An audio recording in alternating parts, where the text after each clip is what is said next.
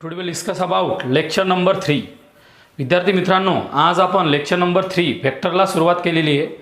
पहिल्या दोन लेक्चरमध्ये सर्वात जे इम्पॉर्टंट पॉईंट्स होते त्याच्याविषयी आपण डिस्कशन या ठिकाणी ऑलरेडी केलेलं आहे. आज आपण वेक्टरमधल्या पहिल्या थेरमला सुरुवात करत आहे. नवीन सिलेबसनुसार नवीन प्लॅनिंगनुसार यामधला एकही थेरम कॅन्सल झालेला नाही. या वेक्टरमधला व्हॉल्यूम ऑफ पॅरलेलोपाईड आणि व्हॉल्यूम ऑफ टेट्राहेड्रॉन हे दोनच थेरम कॅन्सल झालेले आहे. हे जे पहिले थेरम्स आहे यामधला एकही थेरम कॅन्सल झालेला नाही. त्याच्यामुळं तुम्हाला थेरम चांगल्या प्रकारे समजून घ्यायचा आहे. तुम्हाला जर थेरम चांगल्या प्रकारे समजून घ्यायचा असेल तर पहिला नियम असतो वेक्टरचा. आता सरांनी जे 2 पिरियडमध्ये पॉईंट शिकवले ते जर तुम्हाला चांगल्या प्रकारे येत असतील तर तुम्हाला थेरम समजेल, नाही तुम्हाला थेरम समजणार नाही. म्हणून मी तुम्हाला वारंवार गोष्ट रिपीट करत होतो, पॉईंट क्लिअर असले पाहिजे. आता थेरममध्ये काय विचारलेलं आहे पहा. पहिले प्रश्न समजून घ्या. 2 vectors A and B are collinear if and only if there exist a scalar x and y, at least one of them is non-zero such that x times a plus y times b must be equal to 0. A आणि B असे जर तुमचे non zero 2 vector जर असतील आणि ते vector जर तुमचे कोलिनियर असतील तर त्यावेळेस त्याचं येणारं linear combination x times A plus Y times बी एवढं असते. आणि त्यावेळेस एक्स आणि वाय याची जी किंमत असेल ती at least one of them is non zero, म्हणजे त्या दोन्हीपैकी at least one of them he हा नॉन झिरो असला पाहिजे असं त्याचं म्हणणं आहे. म्हणजे साध्या भाषेमध्ये काय करायचं, तुम्हाला हा थेरम 2 पार्टनं प्रूव्ह करायचा. ए आणि बी जर कोलिनियर असेल तर हे प्रूव्ह करा, आणि हे जर दिलेलं असेल एन बी कोलिनियर दाखवा हे असेल. पहा डबल एकदा, ए आणि बी जर कोलिनियर असेल त्याच्यापासून हे उत्तर तयार होईल. हा झाला पहिला पार्ट. दुसरा पार्ट काय तयार होईल युनिकनेसचा, जर x A plus Y B बरोबर 0 दिलेला असेल तर एक ए आणि बी हे कोलिनियर आहे असा त्याचा प्रूफ असतो.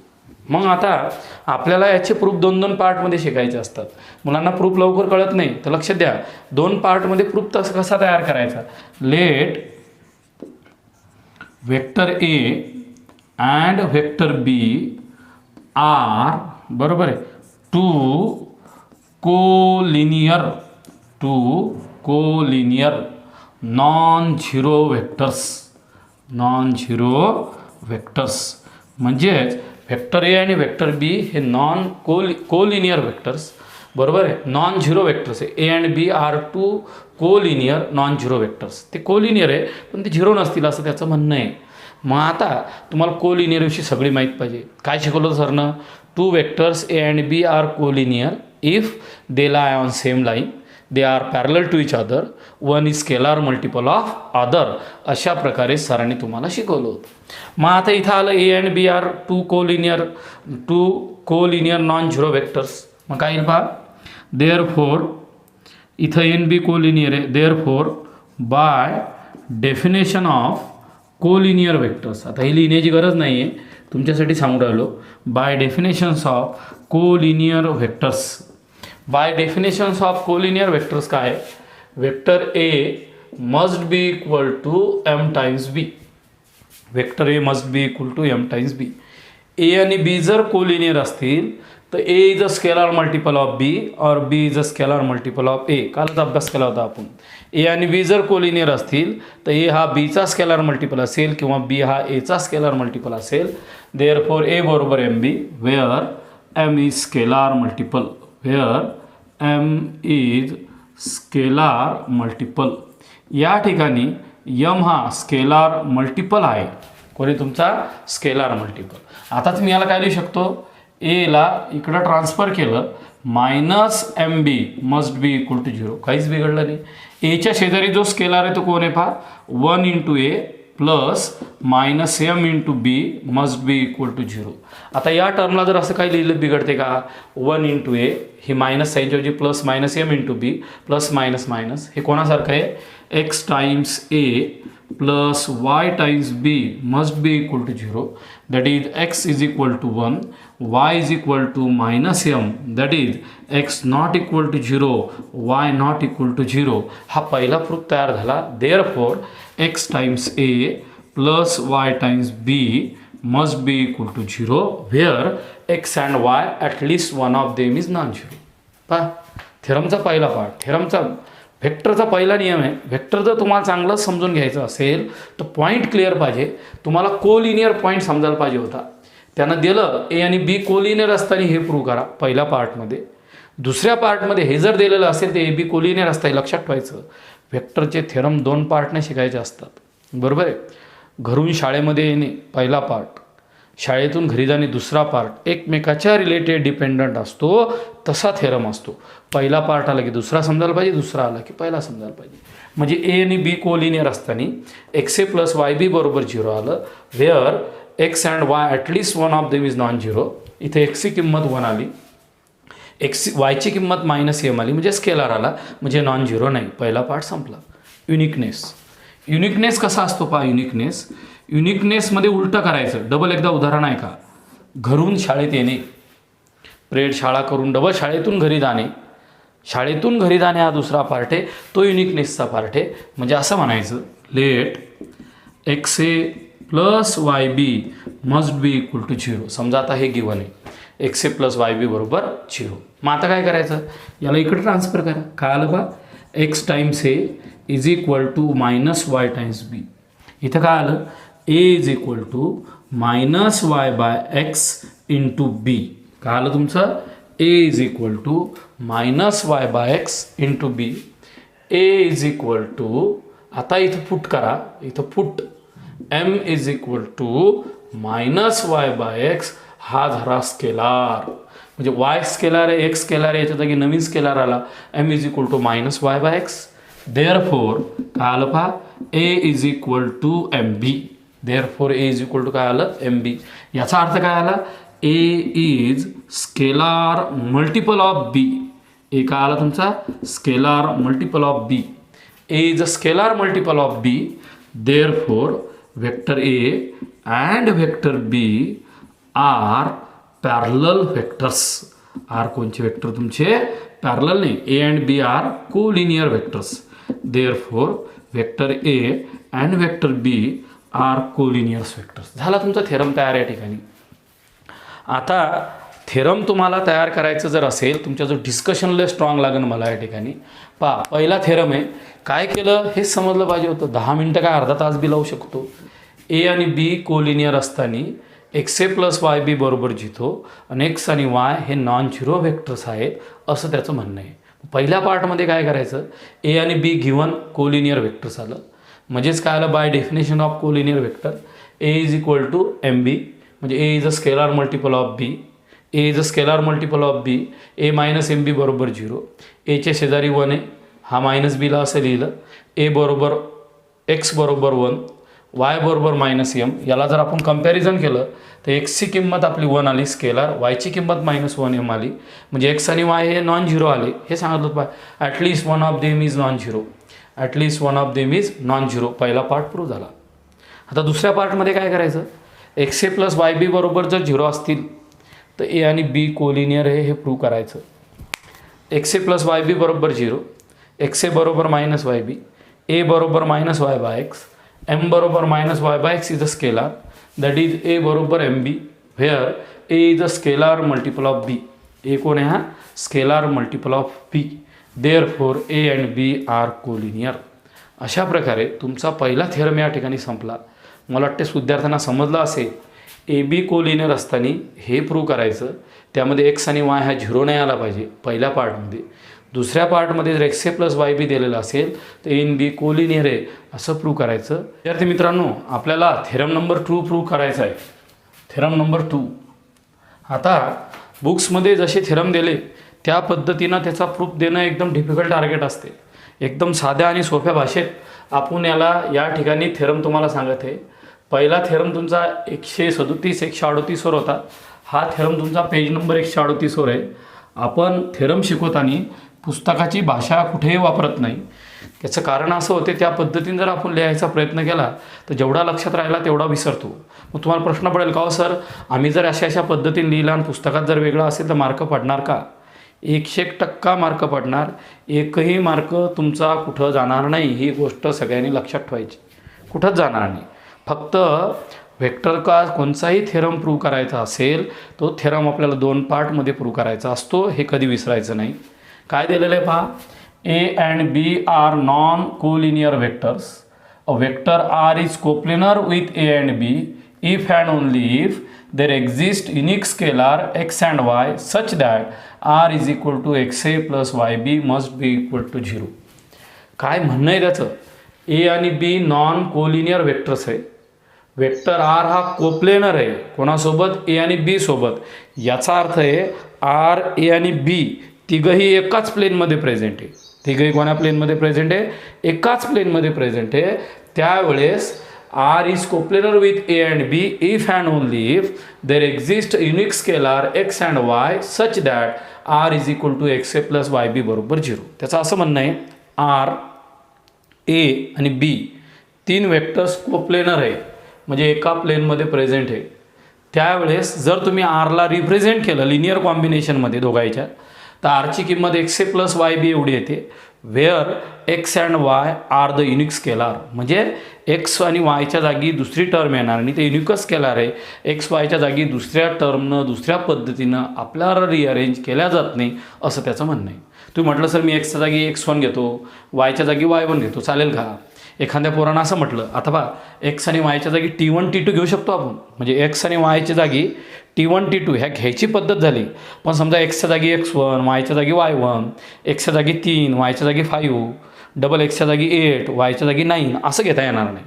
त्या ठिकाणी एक्स आणि वाय हे युनिक स्केलर असतात हे प्रूव्ह करा. पहा हे थेरमध्येच उत्तर देतो मी, काही स्थान घ्यायची गरज नाही. लक्षात ठेवा let vector A and vector B be non collinear. हा शब्द महत्त्वाचा आहे आपल्यासाठी. हा नॉन कोलिनियर आहे. Non collinear vectors. Vector A and vector B are non collinear vectors. पहिली कंडिशन आहे ए आणि बी हे नॉन कोलिनियर आहे, हे कोणीही विसरू नका. आता त्यांना असं सांगितलेलं आहे या ठिकाणी वेक्टर ए आणि vector B are non collinear vector. Vector R, vector A, vector B are coplanar. म्हणजेच पहा vector O R is equal to small vector R be any vector in plane, any vector in plane as shown below, in plane as shown below. आपल्या भाषेत तयार करणं चालू आहे. O R vector म्हणजे असा हा एक वेक्टर आहे, तो तुमच्या प्लेनमध्ये प्रेझेंट आहे, त्याची व्हॅल्यू वेक्टर आर आली. O R be the any vector in plane. दिसला? Suppose P be the any point in that plane also, P be the any point in that plane. या पॉईंटला तुम्ही जॉईन केलं आणि O P आणि P R घेतला तुम्ही. पहा या ठिकाणी O R be the any vector in plane as shown below. P also another point in plane, another point in plane म्हणजे पी हा तुमचा अनदर पॉईंट झाला. Another point in plane, P be the another point in plane. Join O P and P R. काय करायचं? O P आणि P R हे एकमेकाला join करा. आता थेरमची पद्धत कशी प्रूव्ह करण्याची पहा. ए आणि बी तुमचे नॉन कोलिनियर आहे, तो ओ पीला पॅरलल वेक्टर काढायचा. ओ पीला कोणचा वेक्टर काढायचा? Parallel vector A. आणि पी आरला सुद्धा पॅरलल वेक्टर काढायचा वेक्टर बी. पहा सर काय म्हणतात, draw vector O P parallel to vector A. काय करायचं? ओ पीला पॅरलल वेक्टर ए काढायचा. काढला O P parallel to A. Therefore याचा अर्थ काय बा? Therefore O P is scalar multiple of B. O P काय आहे तुमचा? Scalar multiple of B. O P हा बीचा स्केलार मल्टिपल असेल किंवा O P is a scalar multiple of A. Therefore vector O P बरोबर M times A. Vector O P बरोबर काय आलं तुमचं? M times A. Vector O P must be equal to झालं तुमचं एक्स टाइम्स ए किंवा एक्स वाय जरी घेतला तरी चालतो आपल्याला. इथे एक्सची जरी किंमत घेतली मी आणि एक्स वायचं स्केलार घेतले तर काही बिघडत नाही. समजा इथे मी एक्स घेतलं, ओ पीचं scalar multiple of B, therefore O P बरोबर एक्स टाइम्स ए इक्वेशन 1. बरोबर आहे. Where X is a scalar, where X is a scalar. आता डायग्रामकडे पहा. डायग्रामवर थेरम आहे माझा. Draw P R parallel to B, P आरला पॅरलल बी काढला. याचा अर्थ काय सांगा? P R is scalar multiple of B. काय म्हटले सर? या ठिकाणी P R is a scalar multiple of B. Therefore vector P R must be equal to Y times B, where Y is a scalar, where Y is scalar. आपला पहिला part काय मित्रांनो माहिती आहे का थेरमचा? पहिल्या पार्टमध्ये आपल्याला ए आणि बी कोलिनियर असताना त्याच्यापासून हा प्रूफ दाखवायचा. तो प्रूफ दाखवल्यानंतर मग याच्यापासून ते तुम्हाला कोलिनियर दाखवायचे. सरळ सरळ आहे असं नॉन कोलिनियर दाखवायचे. मग तुम्ही काय केलं? या ठिकाणी काय केलं पहा, diagram A and B are the non collinear vectors, R A B are coplanar, O R be the any vector in space as shown below, P be the any point, join O P आणि P R join केला. मग काय केलं sir ना, इथं पहा draw diagram, हा diagram O पीला पॅरलल कोण आहे? ए. इथं O P scalar multiple of B, O P बरोबर एक्स आहे. नंतर पी आर कोणाला पॅरलल आहे? B. Draw P R parallel to B, P R is a scalar multiple of B, P R is equal to Y B, where Y is a scalar. आता by using triangle law, by using triangle law आता आपल्याला काय करायचं? हे दोन्ही equation एकमेकाला join करायचे. मग बाय युझिंग ट्रायंगल लॉ कुठं? In triangle O P R. काला शिकले तुम्ही? In triangle O P R. सांगा पटकन काय असेल? Vector O R must be equal to vector O P plus P R. पहा in triangle O P R, triangle law जर येत असेल तर गणित येईल. Vector O R is equal to vector O P plus P R. What is O R? Is equal to R. O P कोण आहे? X आहे. पी आर कोण आहे? Y B. फॉर्म 1,2. फॉर्म काय आलं तुमचं? 1,2. इक्वेशन 1 आणि 2 वरून दिलेल्या प्रॉब्लेममध्ये आरची किंमत आली X times A plus Y times B. मी त्याने काय म्हटलं होतं पहा, A and B are coplanar if and only if there exist unique scalar X and Y such that R is equal to X A plus Y B. हे आपलं prove झालं. Hence it is prove. पहा पहिला part किती जबरदस्त तयार केला, फक्त डायग्रामवर तयार केला.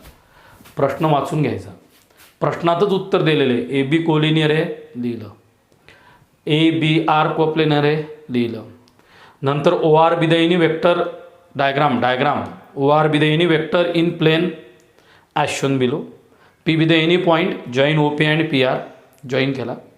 Draw O P parallel to A, पहिला point O P parallel to A X A आलं, X is a scalar multiple.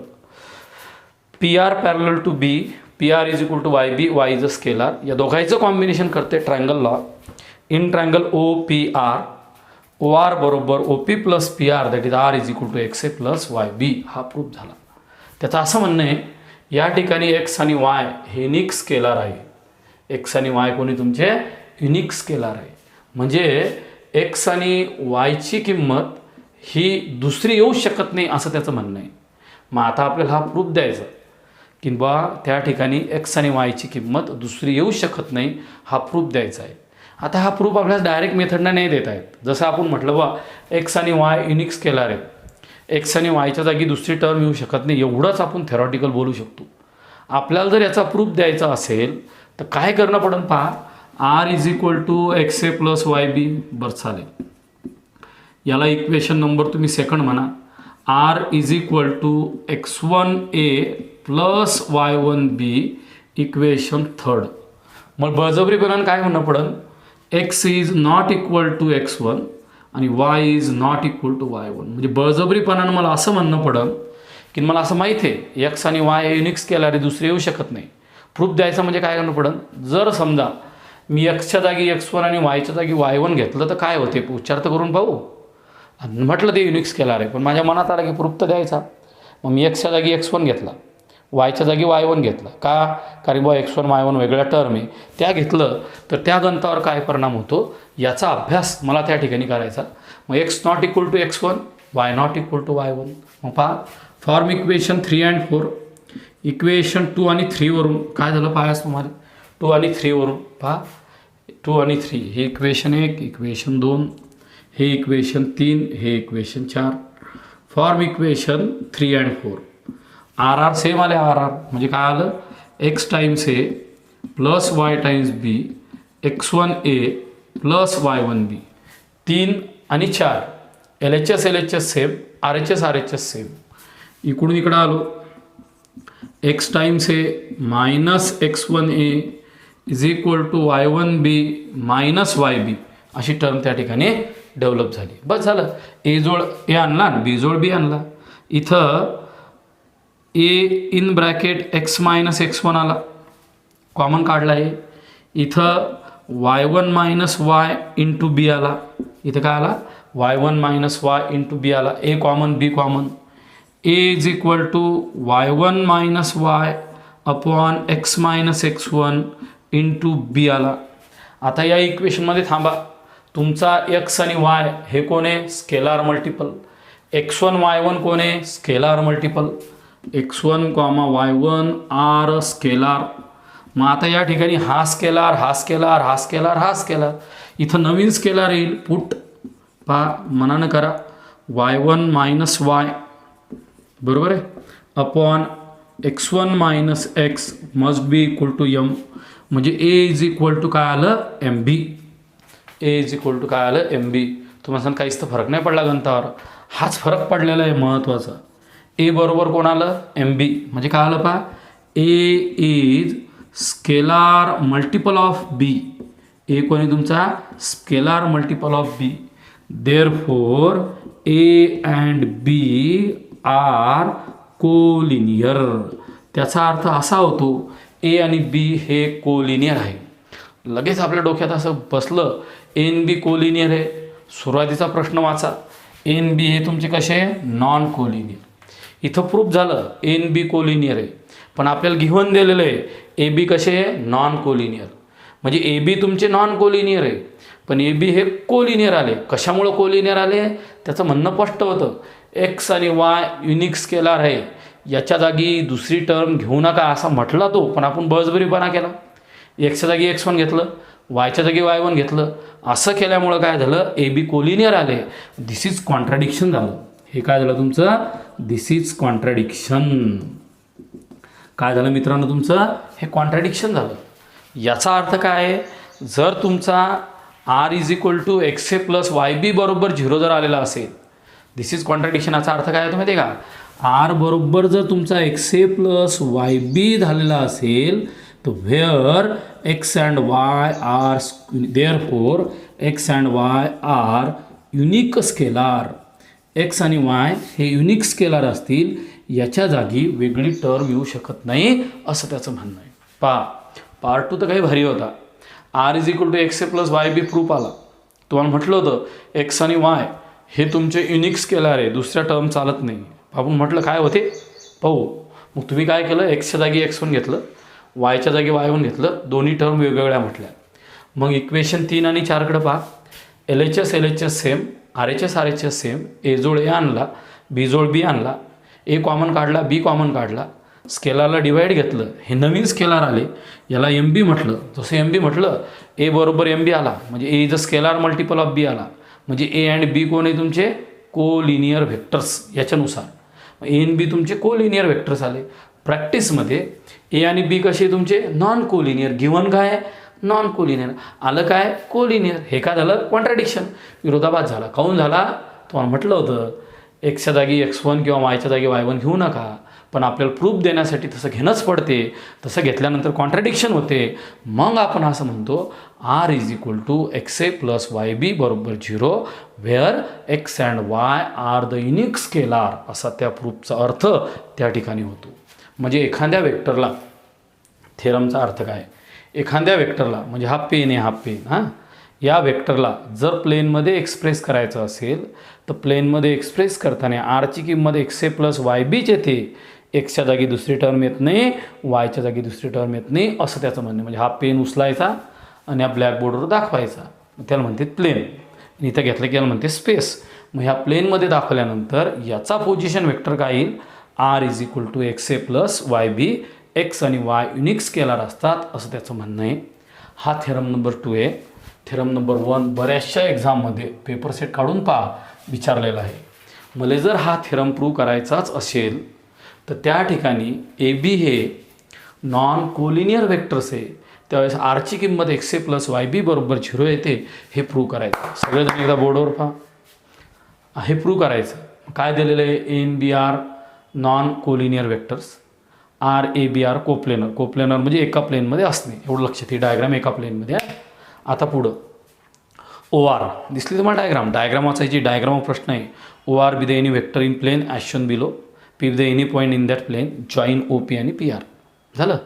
आता पुढचा थेरम कसा लक्षात ठेवायचा? डायग्राम ओ पीला पॅरलल वेक्टर ए काढला. ओ पी बरोबर X A whereas X is a scalar multiple. P आरला पॅरलल वेक्टर काढा B. P R is a scalar multiple of B. P R बरोबर वाय बी. तुम्हाला Y काऊन घेतला आणि एक्स काऊन घेतला? मित्रा, तुम्ही एक्सच्या आणि वायच्या जागी दुसरं नाव घेतलं चालते, T1 T2, पण मी इथे एक्स वाय घेतलं. तुम्ही याला T1 याला T2 म्हटलं चालते, मी याला एक्स आणि वाय म्हटलं. स्केलार मल्टिपल घे. तुम्ही म्हणता आत्ताच तर बोलू लागले तुम्ही की एक्स वाय युनिक स्केलार आहे. दादा, त्याच्याऐवजी दुसरा घेऊ शकतो, व्हॅल्यू नाही बदलत. मग इथं पी आर बरोबर Y times B, Y is a scalar multiple आला. या दोघाला जोडणारा कोण आहे? कालचा triangle law. O R must be equal to O P plus P R. O R म्हणजे आर, ओ पी म्हणजे X A plus Y B. R is equal to X A plus Y B. हे आलं R बरोबर X A plus Y B, where X and Y are unique scalar. X comma Y are unique scalar. झालं. आता मला prove काय करायचं? Uniqueness prove करायचा, म्हणजे उलटं प्रूव्ह करायचं. घरून शाळेत आलो, आता शाळेतून घरी जायचं. शाळेतून घरी जायचं म्हणजे ए बी कोलिनियर असताना हे प्रूव्ह करणे.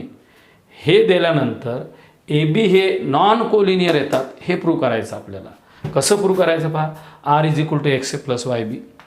एक्स आणि वाय युनिक स्केलार आहे. बळजबरीपणा केला. एक्सच्या जागी x1 आहे, वायच्या जागी y1 आहे. Suppose X must be equal to x1, Y must be equal to y1. शब्द ॲड करा.